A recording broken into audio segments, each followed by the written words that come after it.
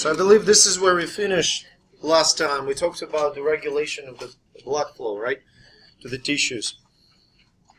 So just a few reminders before we start conversing about the blood flow regulation in specific tissues. You have metabolic and myogenic controls. Okay? Metabolic controls. Metabolic controls, main metabolic controller is carbon dioxide and pH. Elevated carbon dioxide or low pH will increase blood flow to the tissues. Does that make sense? Inflammatory mediators too, but we're going to focus on this to the most because they are most telling about what's going on in a particular tissue. Myogenic controls, increased stretch leads to constriction. Remember that? Increased stretch leads to constriction. Now, with that in mind, let's talk about the different types of factors that control blood flow to several specific tissues. First is muscles. So at rest, when you don't exercise, the main mechanism of the blood flow control in the muscles is myogenic, which makes perfect sense because at rest, metabolic activity of the muscles remains fairly stable. Okay? However, when you start to exercise, in exercise conditions, metabolic controls override all kinds of neural or myogenic responses. When you start to exercise, when your muscles become active, they start to burn through glucose, producing carbon dioxide. So you have increased carbon dioxide levels, and as a result, decreased pH. It's going to be the outcome, elevated blood flow. So in this case, metabolic controls in exercise in muscles override everything else. Does that make sense? Good. Now, brain is one of the most fascinating mechanisms of blood flow control. So as you can imagine, this organ has to be preserved at practically any cost. So, blood flow to the brain. The best way to preserve things is not to change anything. Does that make sense to you? Blood flow to the brain must remain as constant as possible. It's about 750 milliliters per minute. Or as I mentioned on Tuesday, about 15% of your cardiac output. So metabolic controls do participate. For instance, imagine that some part of your brain becomes very active. You know, when you're learning a language and your Wernicke's area works really hard in comprehending the foreign language. Okay? So Wernicke's area, because it's very active, works hard, produces a lot of CO2, pH is lowered, it leads to vasodilation and increased blood flow. Does that make sense? Now, myogenic controls play a critical role in the maintenance of constant perfusion of the brain in case of the changing blood pressure. So in this range from about 50 to 150 mean arterial pressure, myogenic controls work like a charm. What does that mean? So imagine for a second that blood pressure, systemic blood pressure, increases. You with me so far? Goes up. Systemic blood pressure goes up. Let's do this. Blood pressure goes up. That's about the brain. What happens to the stretch?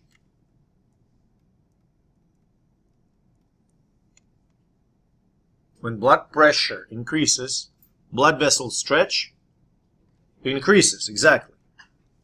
Now, think about this. If stretch increases, what's going to happen to the blood flow?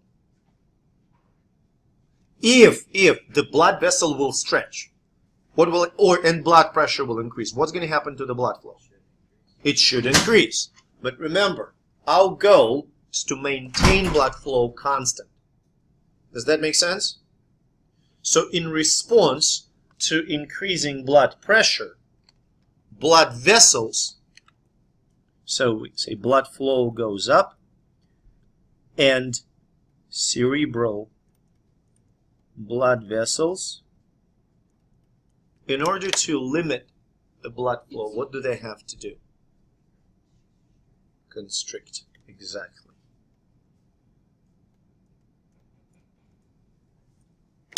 Does that make sense to you? So that mechanism works pretty well in, pretty wide range of blood pressure from 50 to 150. Got it? So if your blood pressure goes from, 100 to 120, your cerebral blood vessels will constrict. And blood flow, that's important. Blood flow will remain the same. We clear? Are we clear? Blood flow will remain the same. Now, what's going to happen if you get out of this range? Turns out that if your blood pressure is on the lower side, myogenic controls stop working. And as your blood pressure decreases progressively, your arteries start to collapse, blood flow to the brain ceases, and brain is in a state of ischemia, and you're going to faint. Best case scenario, worst case scenario, you're going to die. Because brain cannot function normally without oxygen. Does that make sense? Now that is extremely low blood pressure. What's going to happen in extremely high blood pressure? So here, it's an official term, shear force. Shear force is the force that acts on the walls of the blood vessels because of the flow. Shear force will overcome myogenic regulation and will start stretching blood vessels. Blood vessels get stretched. What happens to the blood flow? It increases. Increased blood flow means leaky capillaries, leaky small arterioles and venules, and you get brain edema. Does that make sense? So this is explanation of the dangers that are hidden in those blood pressure spikes that people with hypertension may have. If that spike runs for an extended period of time, they can actually develop brain edema, brain damage, and can actually die. Does that make sense to you?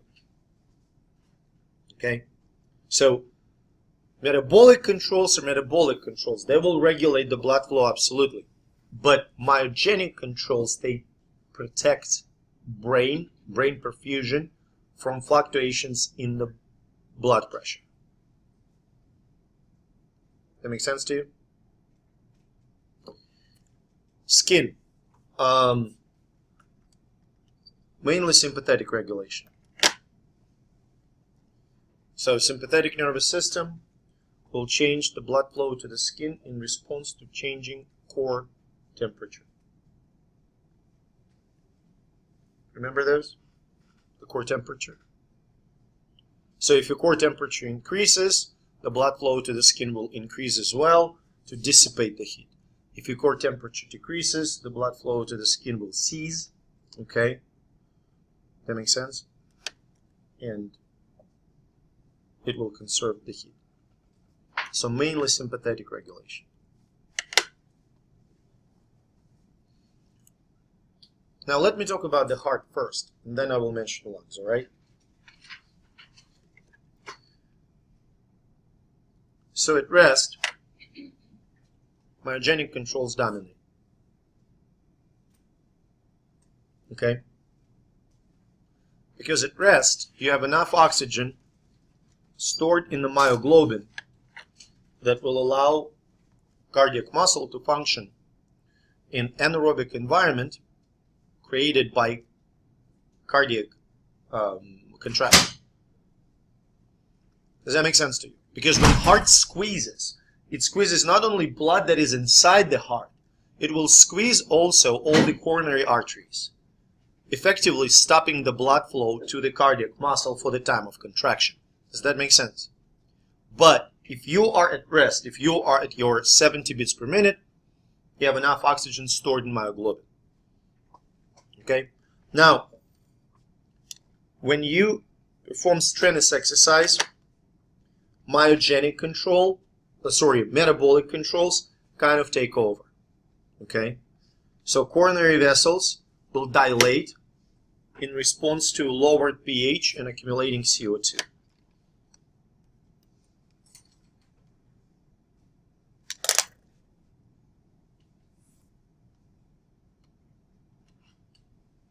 Right?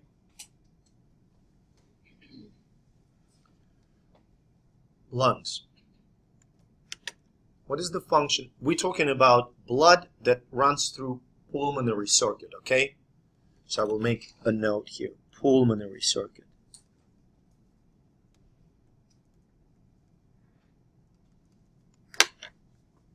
I have a very simple question. What is the function of blood that goes through the pulmonary circuit? What does it do? It gets oxygenated. Does that make sense? Different parts of lungs have different oxygen levels. Does that make sense? Now, when blood goes through the lungs, where do you think logically should more blood go? To the oxygen-rich areas of the lung or oxygen-poor areas of the lung? Oxygen-rich, of course, because that's where it picks up all that oxygen. Does that make sense to you? I guess. I was thinking more like if it's oxygen poor, then you want to get the oxygen to it. Thank you for the note.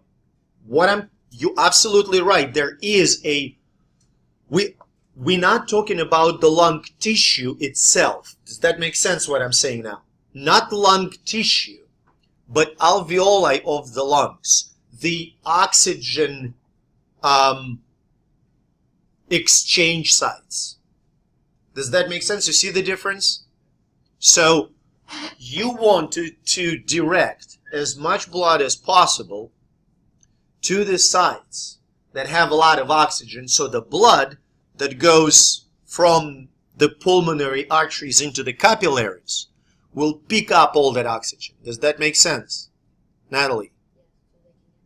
So they can better oxygenate. Now compare it to the perfusion of a tissue like a muscle. In the muscle, blood will go to oxygen poor or oxygen rich muscle. Oxygen poor. Because in the tissue, in the peripheral tissue, whether it's muscle, liver, blood has to deliver oxygen. And in the lungs, blood has to pick it up. You see the difference?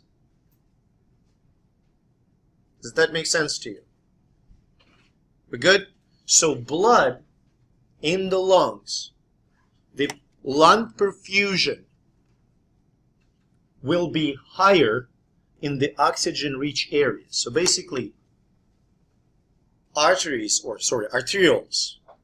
around oxygen-rich pockets will dilate, and arterioles around oxygen-poor pockets will constrict, redirecting the blood towards, where oxygen concentrations are the highest. Does it make sense? Now, what you need to know for the exam, this pipe. That's it. I'm not asking, These 5 tissues. I'm not asking, focusing on muscles, mainly myogenic controls. Brain, that story that we just discussed, the the myogenic controls in that normal range of pressures. Does that make sense? So if I can ask you, if blood pressure to the brain increases, okay, what happens to the blood vessels? Blood pressure increases, they constrict. Okay, blood flow stays unaltered. Does that make sense? So that's why, like, whenever your blood pressure does increase, you get a headache because the brain is trying to maintain a certain blood flow, so you get the constriction. And Yes, the one of the reasons. Yes, and it increases the pressure on the vessel walls. And think about this. You know, we're not an ideal mechanism. Sometimes your blood pressure goes up and you don't get any headache. Sometimes it goes up and you do have a headache. Okay, my mom is hypertensive, so I hear the stories about blood pressure like all the time. And she may have an elevated blood pressure, like 180 over 120, and have no headache. Or she may have it mildly elevated and have a headache. The question is, how is your myogenic control mechanism working this time? Because if it completely compensates you, fine. If it doesn't compensate completely, then, say, shear force starts to push in the walls of the blood vessels, and those mechanoreceptors, nociceptors, they feel pain. And they send, oh, we have a problem. You know, compensation is not complete. That makes sense? And I have a question about the lungs. Yes. Where you said the oxygen goes to the oxygen-rich areas. The blood. The blood goes to oxygen-rich areas. To better deliver the oxygen? To pick up more. To pick up more. To pick up more. Does that make sense? Got it? Good?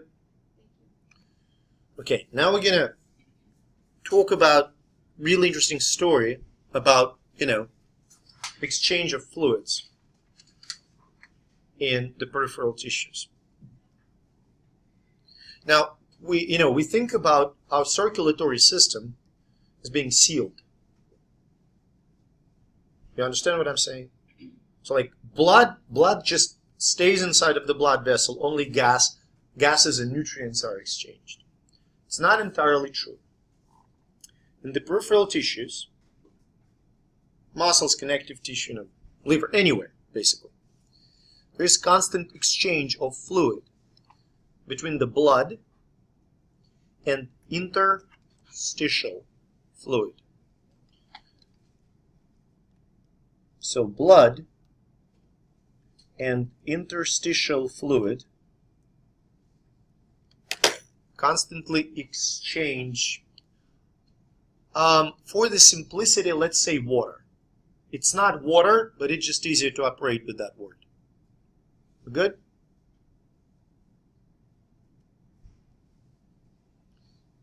Does that make sense? So not only there is a diffusion of respiratory gases, nutrients, hormones, wastes, but there is also an exchange of fluids.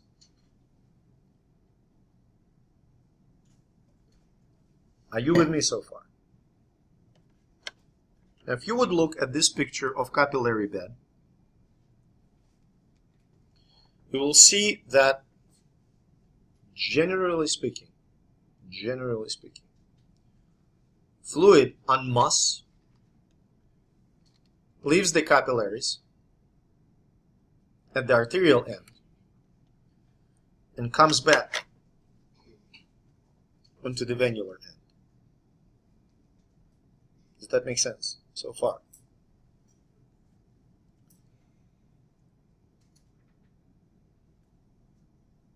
What I wanted to say. Oh, before we move any further, what is interstitial fluid? Where is it? Interstitial, huh? Of what? It is outside of blood vessel, but more specifically, not only outside of blood vessel, but also outside of what? See? Yes. So, well, not like it's not like we don't have any fluid outside of the skin. Outside of the cells. So that's the fluid that fills the space between the cells. Does that make sense? We basically have three fluids. We have blood / plasma, interstitial fluid, and intracellular fluid.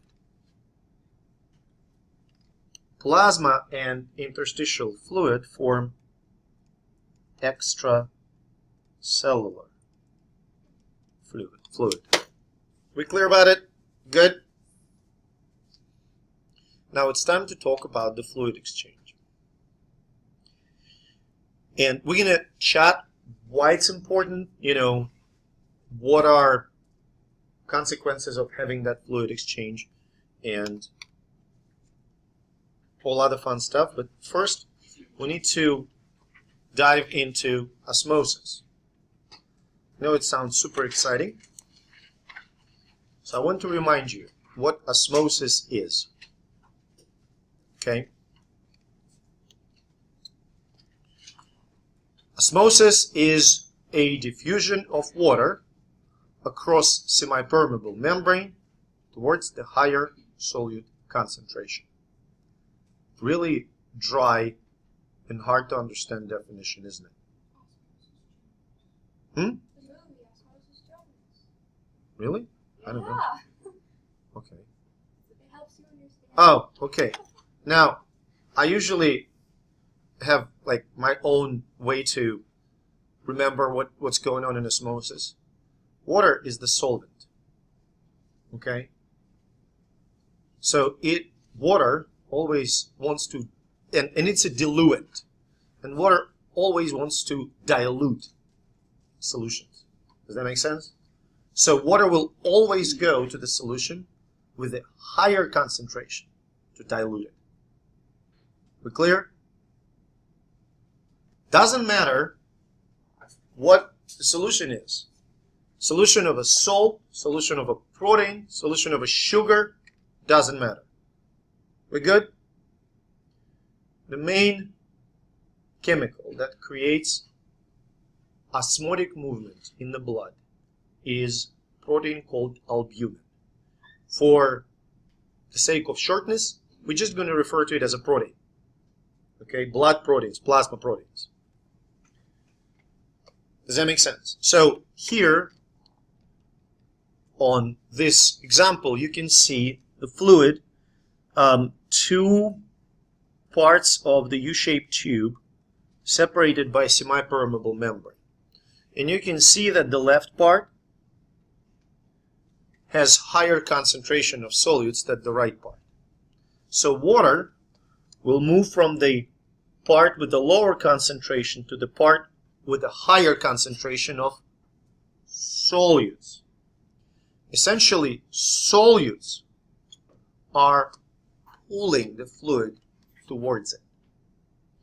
And we usually say that osmotic pressure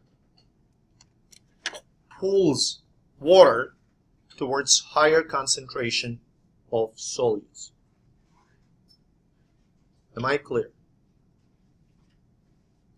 Now, the hydrostatic pressure can be easily understood when you look at, I don't know, a fire hose, okay, or faucet. When you open the faucet more, they'll crank it out. The amount of water and the pressure of that water will increase. And it's mechanical pressure. Does that make sense? So it's a pressure that, fluid is just exerts when it passes through the blood vessel, for instance. Does that make sense? Now, couple things. Question number 1. If I increase blood pressure. Now, on the scale from easy to hard, this question gets into the medium. Well, medium rare, medium easy, kind of. If blood pressure goes up, which pressure, osmotic or hydrostatic, will change?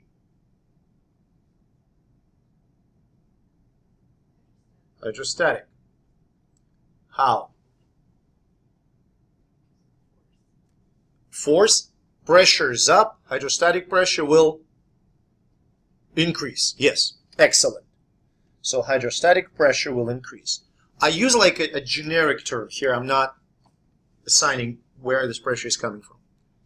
If concentration of solute goes up, which pressure is going to be affected? Osmotic. And how? Increased, exactly. So more concentrated solution will pull water harder. Does it make sense? Now let's look at 4 pressures that contribute to the fluid movement in the capillary beds. First is capillary hydrostatic pressure. It's the pressure exerted by blood in the capillaries. It's your blood pressure. Does that make sense? Is that understood? So capillary, hydrostatic. Now, imagine you have a blood vessel.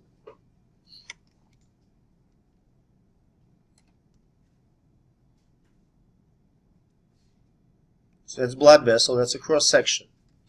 So capillary hydrostatic pressure. What would it do with the fluid inside the capillary? Would it push it some or pull it somewhere?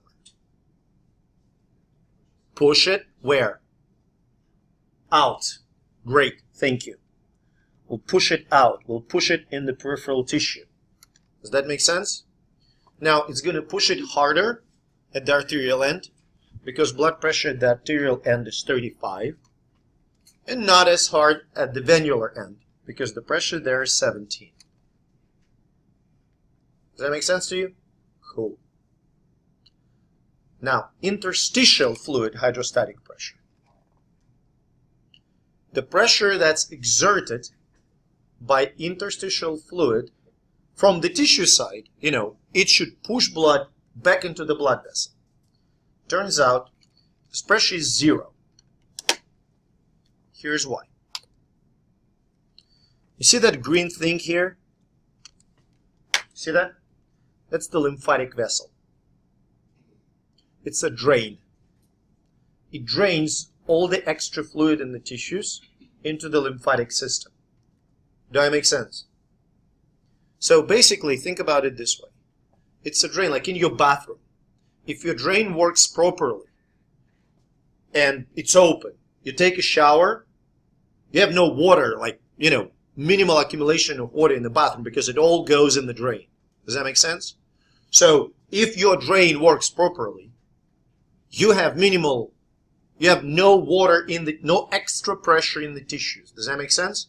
All extra fluid immediately goes into the lymphatic system. This is why we assume that interstitial hydrostatic pressure is 0. Good? These are maybe a bit harder concepts. I don't find them harder, but sometimes I find that, you get kind of confused about it, so please interrupt me if it doesn't make sense to you, okay? Capillary osmotic pressure. So it's exerted by proteins. So that's inside of the cell, protein in the plasma. So fluid will go towards the protein, right? So if it's protein in the plasma, it will pull the fluid from where? From, come on, speak up, outside tissues into the, come on, into the what? What is that? What's that? No, what's that? That circle, what does it represent? Blood vessel, into the blood vessel. Very good. Does that make sense to you? So proteins in the plasma will pull the fluid back into the blood vessel. Makes sense, right? So basically, if we look at the capillary, capillary has 2 pressures. Hydrostatic pressure pushes the fluid out. Osmotic pressure pulls it back in. Does that make sense? Now, osmotic pressure, capillary osmotic pressure, is 26. I'm not going to be using words millimeters of mercury because it's all millimeters of mercury. I'm just going to use numbers. Note to you, you have to know the numbers. That's the time when you do have to know. There are like 4 of them, 5. Now, there is some protein in the interstitial fluid, a little bit. So, capillary, and there is protein in interstitial fluid. Where would it push? Where would it pull the fluid from? The blood vessel into the tissue. Exactly, yes. So it will pull the fluid into the tissue. Does that make sense? Now let's take a look what happens at the arterial end of the capillary. So I really want it to be back and forth. So please participate. This is hydrostatic capillary pressure. Where does it drive the fluid from and to? From the vessel into the tissue. And at the arterial end, the number is 35. Let's assume that it's kind of a positive number, okay? Now, proteins in the capillary exert osmotic pressure, which drives fluid from where to where? From tissue in the blood, right? Now, since this pressure is directed in the opposite way, we're going to give it number minus 26, right? Does that make sense? Do you understand why I put minus? Now, interstitial hydrostatic pressure is what? 0. Disregard. Now, osmotic pressure that is exerted by proteins in the interstitial fluid is not 0. It is 1. Which way is it directed? From vessel to the tissue. Which sign we should give it? Plus or minus? Plus. Add, well, 0. Add these 4 numbers together.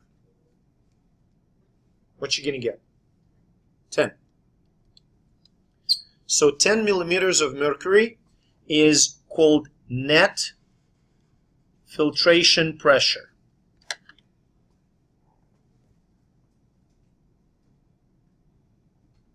That make sense?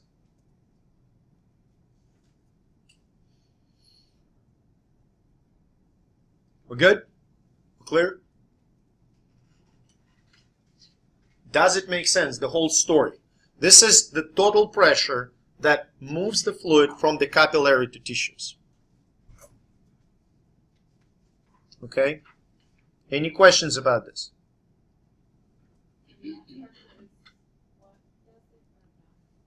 Speak up. The net pressure is just the product, is what's after all of this happens?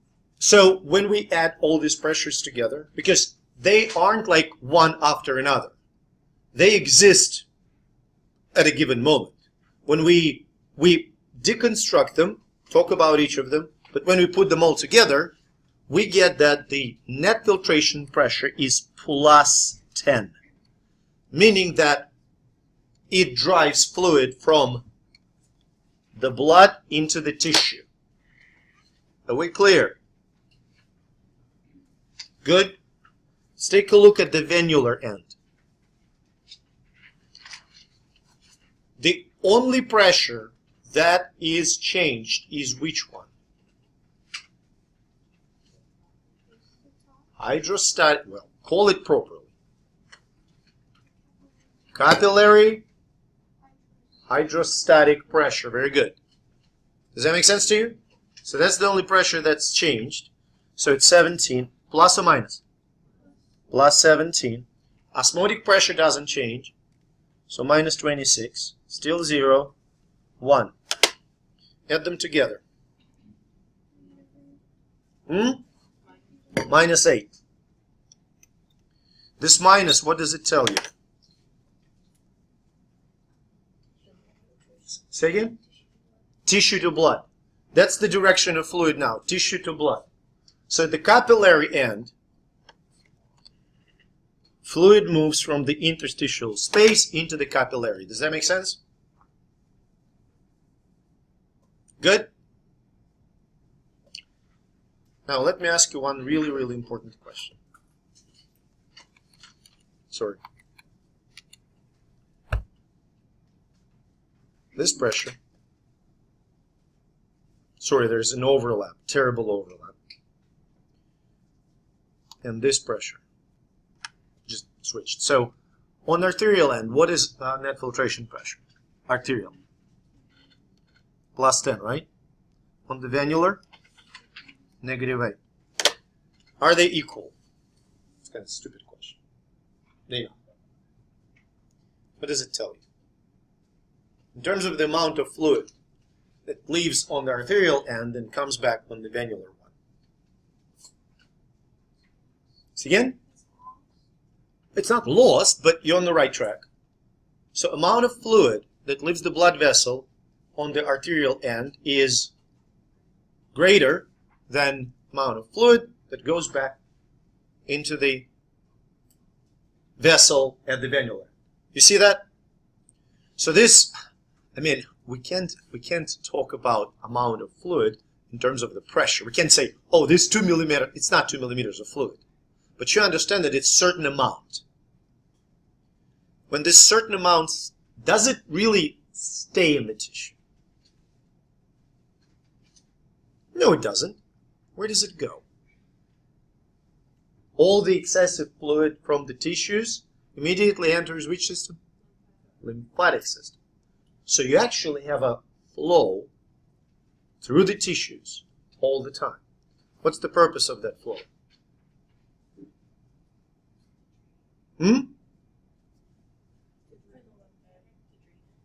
Well, yeah, but what is the purpose? You're on the right track. So what's the purpose of the fluid going through the tissues, flowing through the tissues all the time? Huh? Oh, now that's blood. Huh? Oh, come on. Let's admit that's too general. What exactly?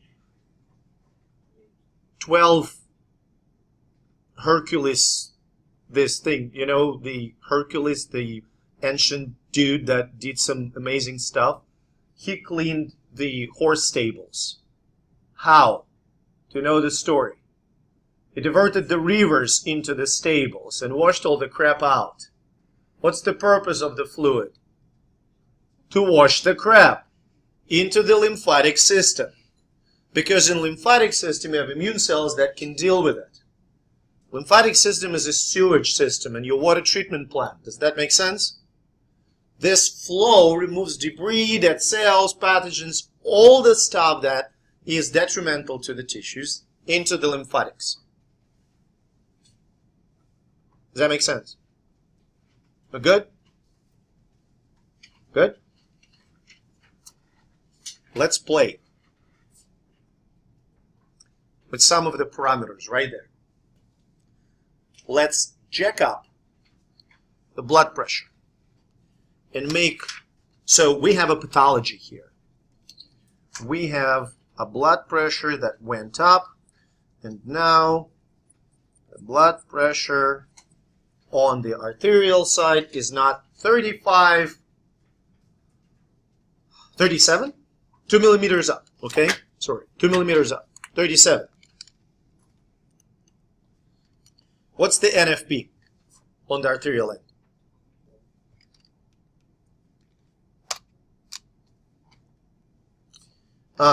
Not 17, but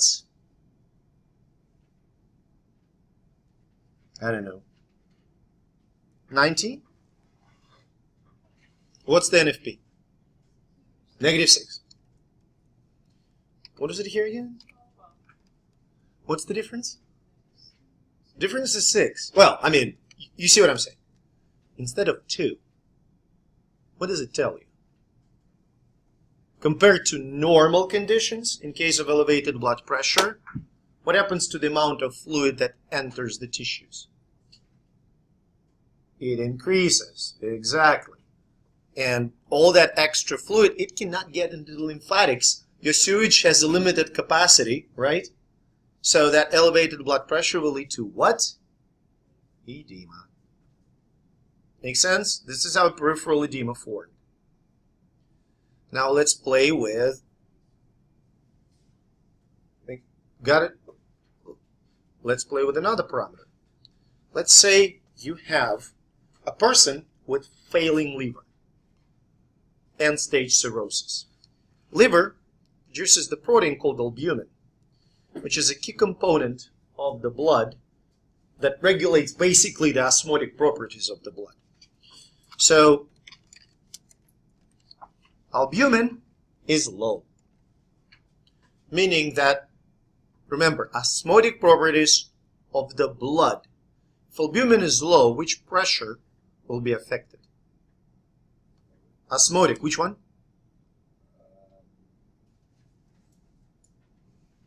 The capillary, yes. So, since albumin is low, we're going to make this pressure instead of 26, I don't know, 24.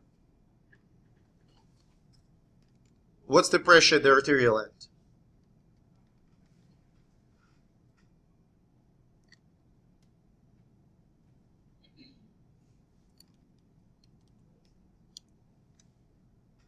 What's the pressure? 35 minus 24 plus 1. 12.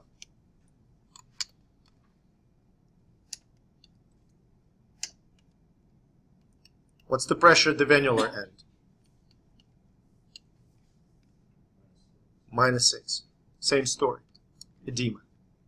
This is what you're going to see in the people with liver failure. Whether it's cancer or cirrhosis, non-alcoholic fatty liver disease, anything. Does that make sense? So these are two main pressures that will affect the movement of fluids. I mean, okay, there's a third option. It's more subtle, but we need to explore that option as well. Hypertension, as you can imagine, is not a main clinical concern. That makes sense? Like, if somebody has 60/40, at this point, nobody cares what's going on in the periphery. This person is dying, okay? Cardiac insufficiency kicks in. It's a circulatory, it's a cardiogenic or a circulatory shock, something like that. Does that make sense? Now, imagine that somebody is severely dehydrated, meaning that water from the blood is partially gone. So what happens to all the solutes in the blood? The concentration goes up, meaning that albumin concentration goes up. Which pressure does that affect? Capillary, osmotic. So it goes up. And instead of 26, let's say you have 27, still 35, 1, 0. What's the net? 9. Good. So 9.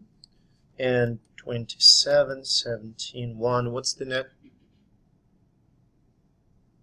Minus 9. 9 minus 9? No. Minus 11, right? Okay, yeah. No, minus 9. Okay. I'm all good. Sorry, it's my handwriting. It's not 29, it's 27. So minus 9. 9 and minus 9 gives you as the result 0. 0 movement, right? So there's no fluid going in the peripheral tissues. So there's no flow. And it's basically dehydration of the tissues. So your cells start to lose water, all kinds of crap happens. Does that make sense? But that gives you an idea what's going on in case of dehydration. Severe dehydration will start to dehydrate the peripheral tissues. Now, we explored 3 options, really. We explored option number 1, which is elevated blood pressure. Option number 2, liver failure and low albumin. Option 3, dehydration. Now option 4 combines like 2 options. If you have edema, say you, I don't know, hit your arm pretty bad, okay, and you have swelling, what you going to apply to your swollen arm usually? Huh? Yeah. Pressure. Ice, yes. By the way, the guy who suggested applying ice now contests his own findings. It says, maybe it's not so good, the ice thing. But nevertheless, pressure. Now, this is from the range of easy to hard. It's between medium and hard. When you apply pressure to the swollen limb, which of these 4 pressures you essentially change?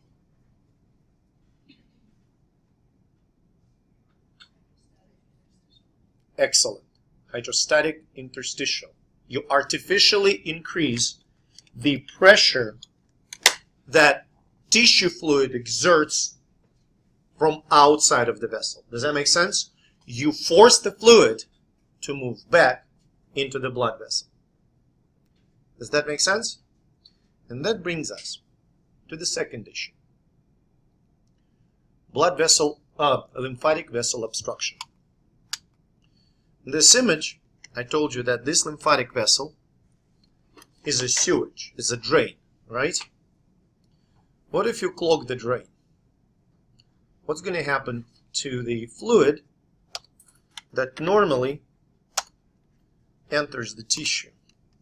That difference. What's going to happen to that fluid that normally enters the tissue? Drain is obstructed. Huh? It's going to stay there. And what's going to happen to the...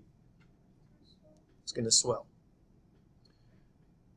First example I'm going to give you, it's quite exotic. Probably not going to see it in the United States at all. Ever heard about the disease called Elephantiasis? It's a condition caused by microfilarial worms transmitted by, I want to say mosquitoes, something flying and biting. It's pretty common in Africa. Small microfilaria form of worms.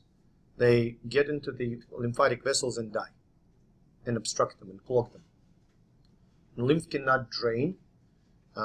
Mainly those infections affect legs and scrotum. Okay, so legs swell enormously and scrota swell. You know what's ridiculous? That in African tribes, partially, like moderately swollen scrotum is considered to be a sign of virility. So they kind of proud of 1 foot size ball, basically. Okay, some of them end up carrying their scrotum in the wheelbarrow. That can be so large. So,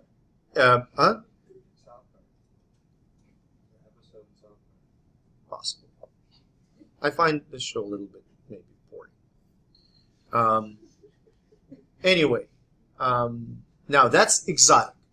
You go to like Kenya, Uganda, you're going to see it, no doubt. Here in the United States, no. Second is more common here, very common.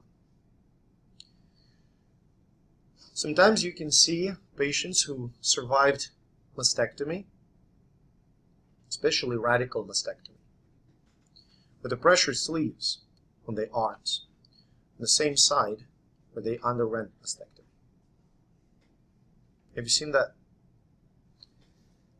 Radical mastectomy often disrupts the normal communication between the lymphatic vessels and the central trunk. Okay, thoracic duct, thoracic duct, or subclavian duct. That make sense? When I was pregnant, I was told to sleep on my left side. That way, the baby can get more oxygen or blood flow. I was told that. That's not. Right. Yeah, it's not. Yeah, that's not lymphatic. That's just general circulatory. But basically what happens in those women, lymph that is normally formed in the arms cannot be drained normally. There's still some drainage, but it cannot be drained normally back through the lymphatic system, so it accumulates there. And those precious leaves, they increase that interstitial hydrostatic pressure to force the lymph back. Basically like you using the plunger to move the fluid through the clogged drain. Does that make sense? Now, what is absolutely crucial to know about this one? You notice some of the questions. The last part of the study guide basically asks you, what's going to happen to the net filtration pressure if the blood pressure goes up? If the blood pressure goes down? If the albumin concentration goes up? If the albumin concentration goes down? I'm going to ask you this on the exam. Does that make sense? It's not hard, but the ideal way here is to draw it. Okay? Make sense? Good? Okay.